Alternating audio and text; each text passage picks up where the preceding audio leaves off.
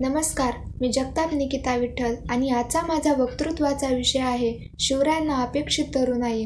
प्रति पंचंद्र लेखे व वर्धिष्णूर विश्ववंदिता शाह सुनो शिवसैषा मुद्रा भद्राय राजते. अशी राजमुद्रा ऐकल्यानंतर आणि शिवगर्जन ऐकल्यावर आपल्या अंगामध्ये 36 हत्तीचे बळ संचारते.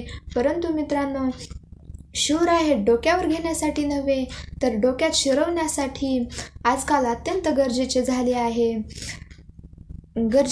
आहे. तुकोबाराय हे त्यांच्या अभंगवाणीद्वारे असे स्पष्ट करतात की ढाल तलवार गुंतले कर, म्हणे तो झुंजार कैसा झुंजो, पेटी पडदळे सिले टोपे ओझे, हे तो आले तुझे मरण मूळ, बैसविले मला येणे अश्वावरी, धावू पळू तरी कैसा आता, असोनी उपाय म्हणे अपाय, म्हणे हाय हाय काय करू, तुका म्हणे हा तो स्वयंपर ब्रह्म, मूर्ख येणे वर्म संत चरण. आजकालच्या तरुणांना ढाल तलवार यांचा वापर कसा करावा हे माहीत नसल्यामुळे आपले हात गुंतले आहेत असे वाटते. घोडा असूनही त्यावर बसूनही कसे पळावे हा प्रश्न त्याच्यासमोर उभा राहतो. हात पाय असूनही काय करावे हा प्रश्न त्याच्यासमोर उभा राहतो. पण तुकोबाराय असे सांगतात की जेव्हा असे संघर्ष, असे संकट आपल्या आयुष्यात येतात त्यावेळी आपण आहे त्या साधनांसह त्या संघर्षाला सामोरं जाण्यासाठी तत्पर राहिलं पाहिजे. आणि याचाच अंमल शिवरायांनी केला होता. त्यांनी आपल्या आयुष्यभर आपल्या आहे त्या साधनांसह लढण्याची जिद्द दाखवली होती. प्रत्येक संकटाला ते सामोरे गेले होते. जिजाऊंनी शिवरायांना लहानपणापासूनच स्त्री म्हणजे मराठ्यांच्या मंदिरातील देवता आणि तुकोबारायांची शिकवण परिवया स्त्री आम्हा रखुमाई समान याचा अंमल छत्रपती शिवरायांनी केला होता. त्यांनी शत्रूंच्याही स्त्रियांना मान सन्मान मिळवून दिला होता. तसेच शिवरायांनी धाडसी व पराक्रमी स्त्रियांनाही त्यांना पारितोषिक देऊन त्यांचा गौरव केला होता. हिरकणीचा बुरुज हे त्याचंच एक उदाहरण आहे. असे जेव्हा महिलांवर अत्याचार आणि छळ होत असतात तेव्हा आजकालचे युवक हे व्हिडिओमध्ये ते घटना कैद करून सोशल मीडियावर टाकण्यात व्यस्त असतात. परंतु ही खरंच अत्यंत लाजिरवाणी आणि खेदजनक गोष्ट आहे मित्रांनो.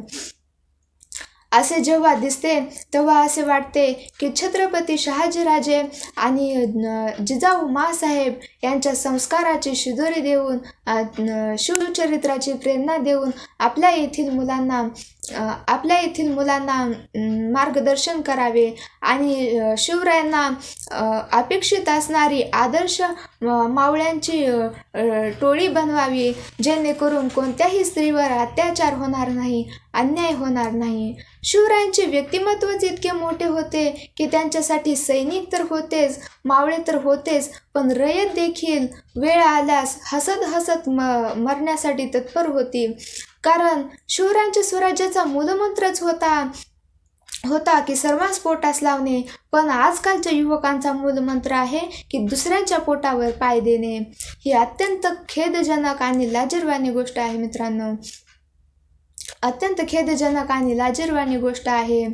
पण अशा विश्ववंदनीय युग प्रवर्तक राजाची जयंती जेव्हा असते तेव्हा आजकालचे युवक हे दाढी वाढवून, मिशा वाढवून आणि डीजेवर नाचून शिवाजी महाराजांचा आम्ही किती आदर करतो आणि त्यांच्यासारखं किती आम्ही वागतो असं दाखवून देण्याचा प्रयत्न करतात.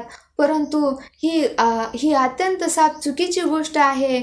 शिवराय हे फक्त दिसायलाच नव्हते तर व्यक्तिमत्वाने, रुबाबाने आणि संस्कारानेही परिपूर्ण होते. जर त्यांचे संस्कार, गुण आजच्या युवकांनी घेतले तर खरा शिवराय तयार होईल, खरे त्यांचे मावळे तयार होतील. अशा या शिवरायाला वंदन करून आणि नतमस्तक होऊन मी फक्त एवढेच सर्वांना संदेश देऊ इच्छिते की शिवराय हे डोक्यावर घेण्यासाठी नव्हे तर फक्त डोक्यात शिरवण्यासाठी अत्यंत गरजेचे आहेत. अशी मी अपेक्षा बाळगते की सर्वांनी या संदेशाचा थोडा तरी विचार करावा आणि त्याप्रमाणे वागावे. सर्वांना शिवजयंतीच्या मनपूर्वक शुभेच्छा. धन्यवाद.